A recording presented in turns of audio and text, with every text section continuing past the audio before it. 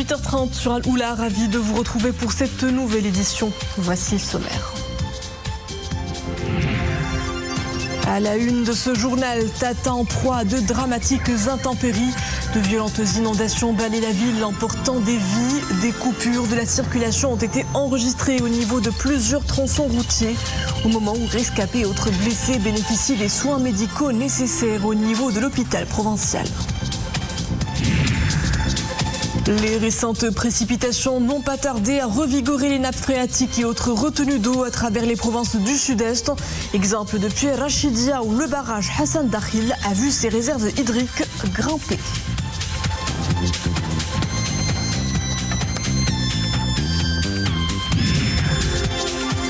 Et en fin de journal, nous irons à Merzouga. La ville des dunes change de visage et retrouve des allures plutôt hivernales.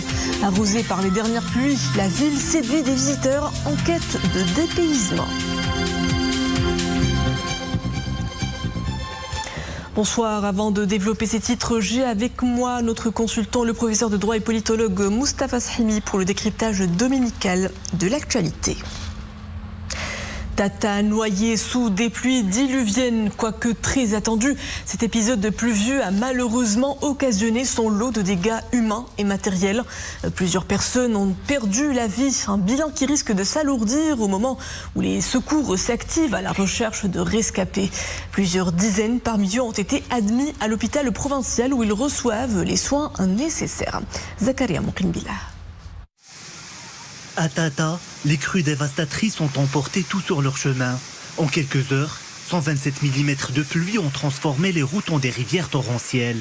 Les habitations se sont effondrées et ont laissé place à un tas de pierres. Les toits ont disparu. Les infrastructures ont aussi subi de sérieux dégâts. Les eaux ont absorbé partiellement ou totalement des ouvrages d'art. Du coup, la circulation a été interrompue sur certains axes.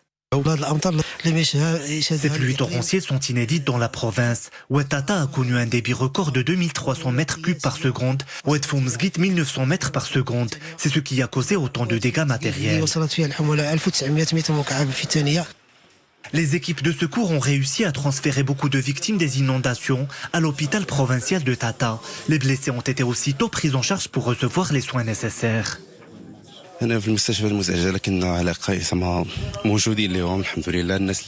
service des urgences, nous étions préparés à accueillir les blessés. Nous leur avons dispensé les soins nécessaires. Nous avons reçu 3 personnes en premier, puis 8 personnes plus tard. La gravité des cas est variable. Aucun ne nécessite une intervention immédiate.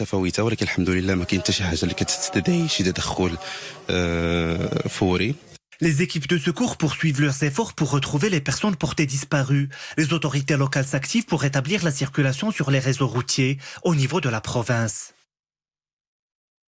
Les populations des zones concernées sont appelées à se tenir à l'abri et à rester à l'écoute des alertes émises par la météorologie nationale, car l'instabilité continuera de s'installer dans certaines de nos provinces.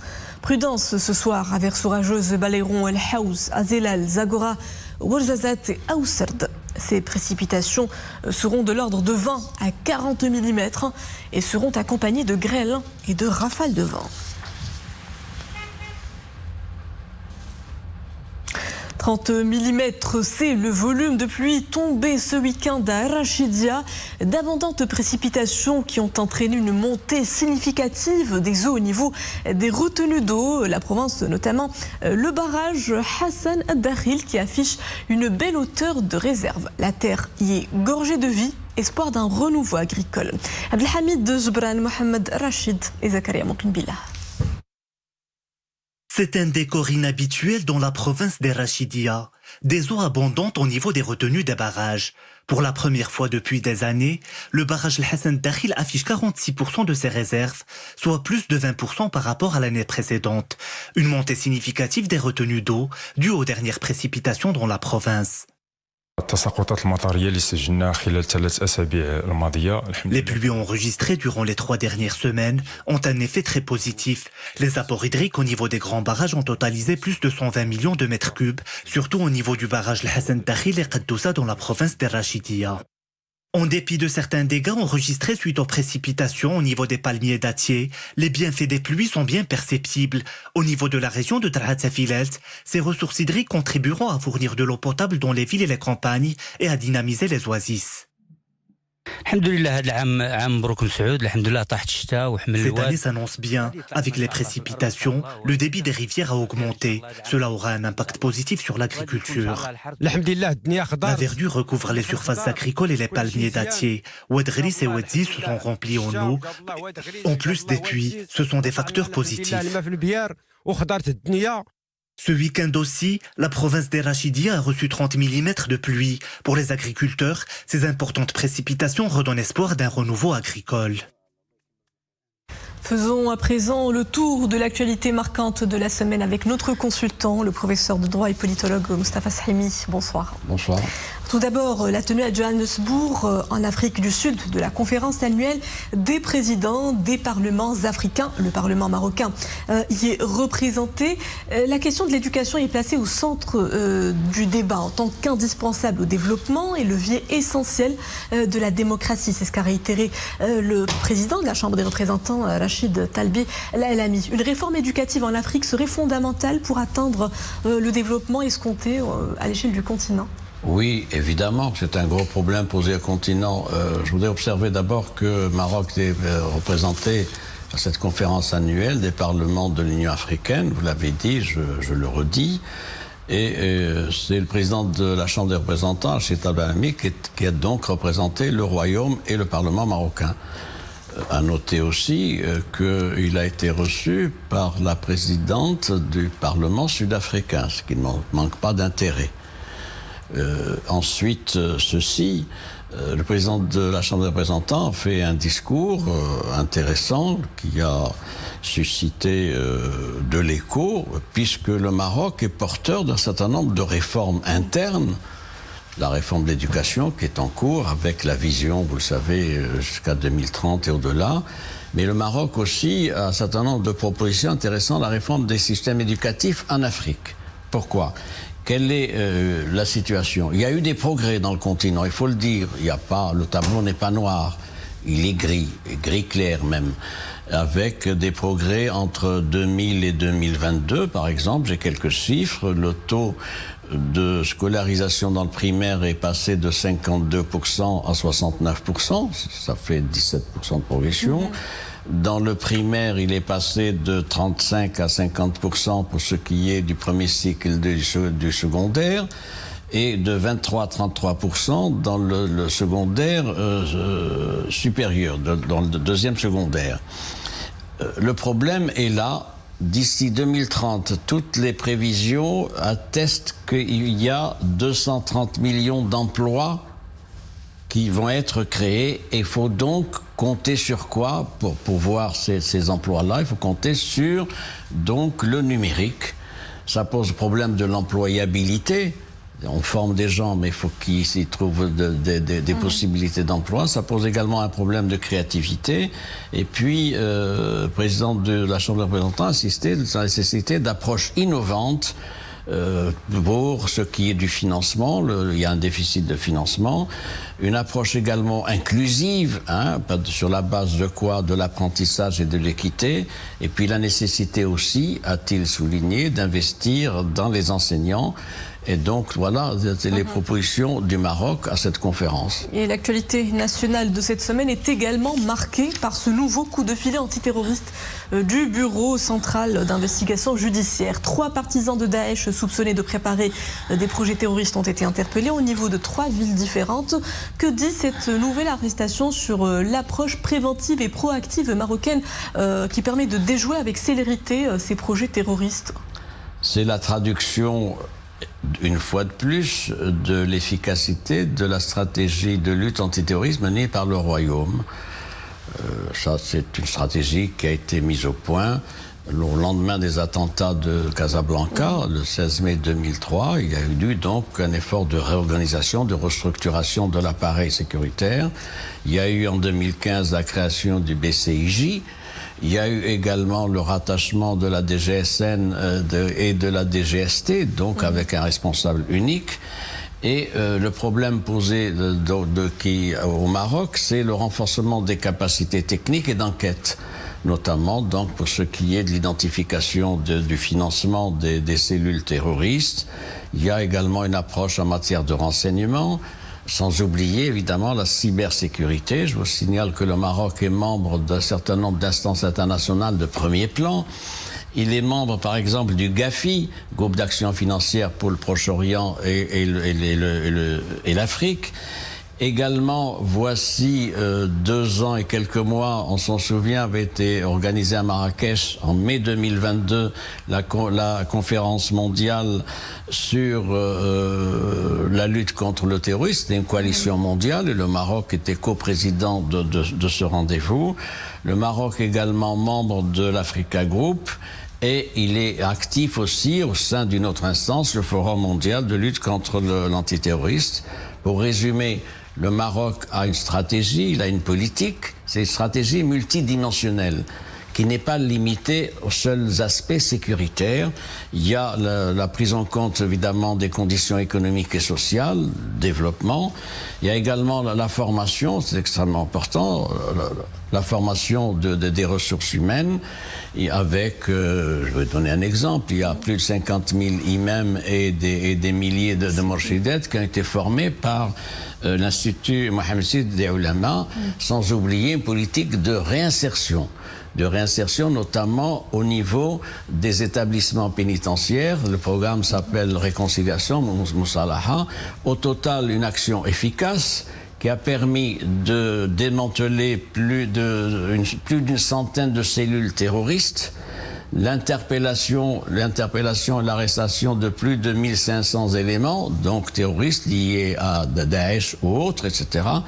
Et sur ce plan-là, le Maroc aussi se distingue par une coopération internationale particulière qui est saluée par les États-Unis, la France, les pays européens, d'autres pays, etc. Donc sur ce plan-là, c'est extrêmement important. Je note enfin pour finir qu'il n'y a eu aucun incident terroriste depuis 2022.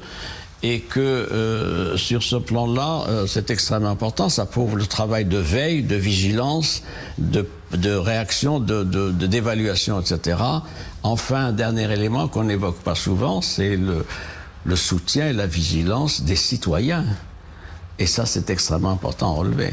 Autre menace qui prend de l'ampleur et face à laquelle le Maroc durcit le ton, la menace cybernétique. Vous venez de le mentionner, le Royaume fait partie du top 5 des pays arabes les mieux outillés en matière de cybersécurité.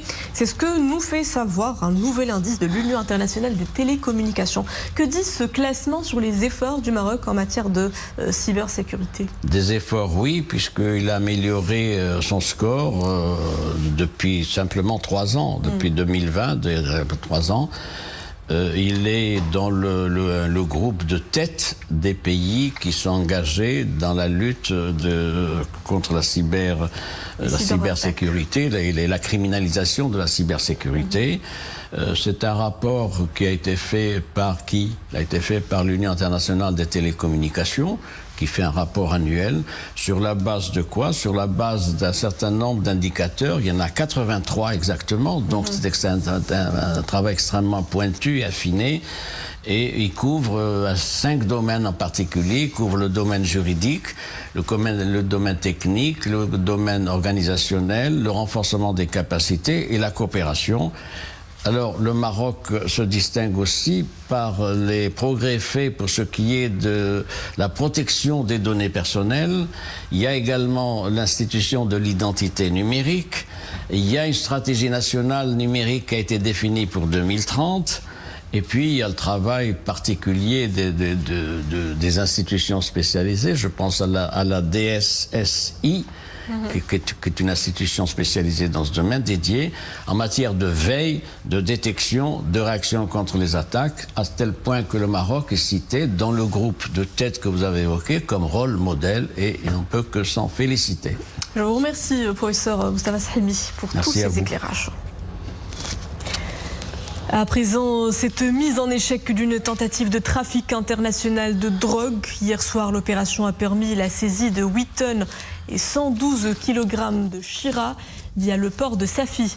Menée conjointement par les services de sûreté provinciale de Safi et la brigade nationale de la police judiciaire, cette opération a permis la saisie de cette cargaison de drogue conditionnée en 199 ballots destinés au trafic international par voie maritime et chargés à bord d'un camion de transport de marchandises immatriculé au Maroc, qui a été immédiatement intercepté à son arrivée au port de Safi Atlantique. 21 individus âgés entre 24 et 48 ans ont été interpellés pour leur lien présumé avec le réseau criminel impliqué dans ce trafic international, outre la saisie de barils contenant 1160 litres d'essence. Proche-Orient, escalade des violences transfrontalières entre Israël et le Hezbollah. Les deux parties ont échangé de nouvelles menaces aujourd'hui. La communauté internationale appelle à la retenue. Les autorités libanaises ont fait état de 3 morts dans les frappes israéliennes dimanche. Le Hezbollah a annoncé la mort de 2 combattants.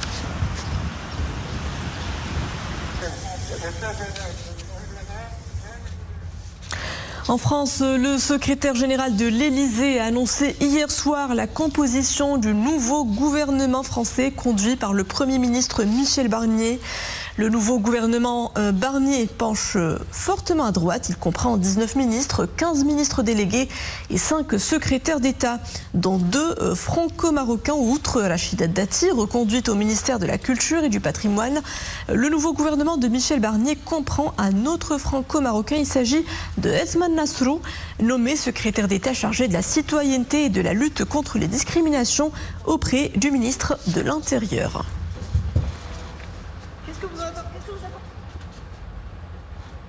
Direction l'est de l'Iran où plus de 50 personnes ont été tuées et 20 autres blessées dans l'explosion d'une mine de charbon. Cet accident a été provoqué par une fuite de méthane survenue hier et qui a entraîné une explosion dans 2 blocs de la mine où se trouvaient alors environ 70 employés. 3 jours de deuil public ont été décrétés dans la province à partir de ce lundi.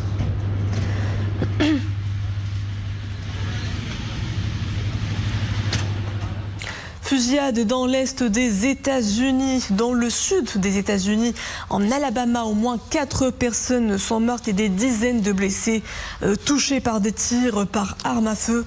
3 adultes, 2 hommes et une femme ont été retrouvés sur le trottoir, mortellement blessés par balle, tandis qu'une 4e victime est décédée dans un hôpital local.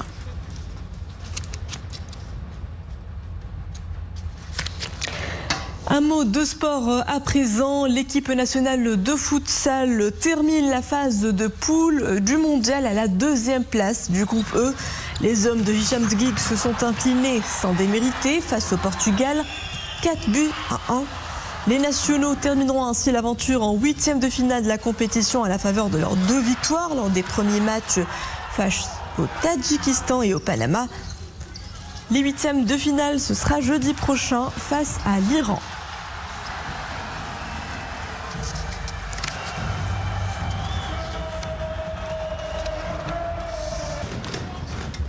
Je vous propose à présent une virée dans le désert marocain, dans l'une des régions les plus privilégiées pour se ressourcer au cœur de Dame Nature. Merzouga, été comme hiver, la cité dévoile tout son charme et attire des visiteurs venus de partout à travers le monde. Avec les dernières pluies qu'a connues la région, ces paysages se dévoilent sous un nouveau visage, tout à fait nouveau et inédit. Reportage Mohamed Rachid Abdel Al-Shab, le récit est signé Dominique Orlando. Vue d'avion, la perspective est déjà éblouissante. Quand on sait que désormais il est possible de se rendre à Merzouga par les airs, un tel spectacle en guise de préambule ne peut que soulever l'envie d'y atterrir au plus vite. C'est la première fois que je viens à Merzouga, c'est franchement au-delà de tout ce que j'aurais pu imaginer. Esta es realmente una imagen preciosa del desierto. Quel paysage splendide, on se sent tellement bien en plein désert, que l'on soit seul ou que l'on soit accompagné. Y la verdad es que es algo insólito, algo exclusivo, algo que no podíamos imaginar. Avec l'arrivée des pluies récentes dans la région, le spectacle pour les visiteurs venus de l'étranger est presque d'ordre onirique. Est-ce un mirage? Est-ce une illusion d'optique? Ô combien surprenante est la nature! C'est à cause de la pluie récente qu'on voit une grande quantité aquatique qui, faisant cette sorte de lac, bien sûr disparaissant quand il y a 2 ans, 3 ans de sécheresse, quand il pleut plus. Merzouga ne déroge donc pas à sa réputation de ville envoûtante et attachante. Impossible en regagnant son chez-soi de ne pas la revoir réapparaître, et ne serait-ce que lors d'un songe, fût-il furtif. Une dernière note de musique avant de refermer ce journal avec cette découverte plutôt inédite. Ça se passe dans le fond d'une bibliothèque musicale allemande où des chercheurs ont mis la main sur une œuvre attribuée à Mozart. Jusqu'ici inconnue, la courte pièce d'une durée totale d'environ 12 minutes est probablement composée par le musicien autrichien dans sa jeunesse. Elle a été découverte à Leipzig.